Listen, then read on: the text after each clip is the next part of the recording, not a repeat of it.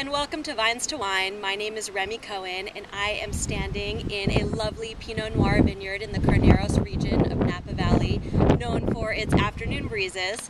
And today we're going to talk about suckering. So the practice of suckering is the removal of any unwanted vegetation growing along the vine. So for example, we want to remove any vegetation growing along the trunk.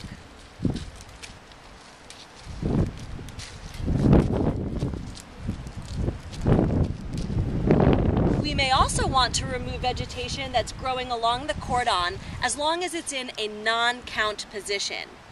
Non-count position goes back to when we prune during the winter, which you can review during my cordon pruning and cane pruning videos on my blog. A count position refers to a position or a bud that you intentionally left during pruning that you intended for the vine to produce a shoot that is going to ripen fruit. So traditionally, with cordon training and pruning, we leave spur positions, each of which we leave a 2-bud spur. If you recall from the cordon pruning video, the most productive wood is 1-year-old wood. And so each spur was last year's growth that we cut down to 2 buds, and we call it a 2-bud spur, each of which is going to produce a shoot with some fruit.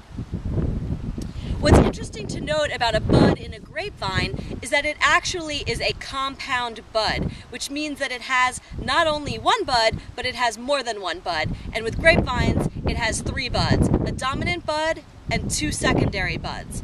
And so what happens sometimes is that both a dominant and a secondary might grow out from one position where you really only want 1 shoot to grow, so you don't crowd the position too much, or sometimes the dominant bud aborts itself and the 2 secondary buds grow out, again competing with one another and crowding the area and making it difficult for the fruit to have enough space to ripen and hang with good sunlight and wind penetration. So that's why we sucker, is to remove any doubles and to remove anything that's growing along the cordon or the trunk. Most of the positions that are growing along the trunk and the cordon came from buried buds. So in most seasons, just the dominant bud grows out, and then as bark grows around that bud, the secondary buds are still in there and they're dormant, but they may just push in a given season, and that's called growth from a buried bud. So you just saw me remove the growth from along the trunk, and now I'm going to proceed and remove any doubles or anything growing from a buried bud along the cordon, such as this one. Here we have a double. This looks like a primary and a secondary, so I'm going to remove the double. Here we have something growing from a buried bud and a double. Here we have a double. Pinot Noir in particular has a tendency for the primary bud to abort itself and both secondary buds to push, so Pinot Noir especially requires careful suckering.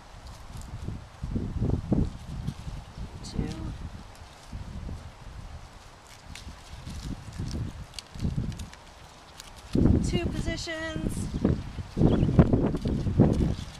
1, 2 positions. This already had 2 positions, so no suckering required. And now I'm going to bring the camera closer and do a little demonstration so you can see what I'm talking about up close. Sorry for the transit here. Where did I leave off? So this one's kind of a messy one. That's the spur position, which had 2 buds. In fact, that was a bud, but now the basal bud and the first intentional bud grew out. We are going to remove these bottom pieces of growth that came from buried buds.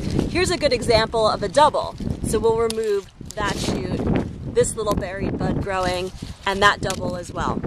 So there you have it. Thanks for joining me. If you have any questions, feel free to email me at remi@vinestoWine.com. Thank you.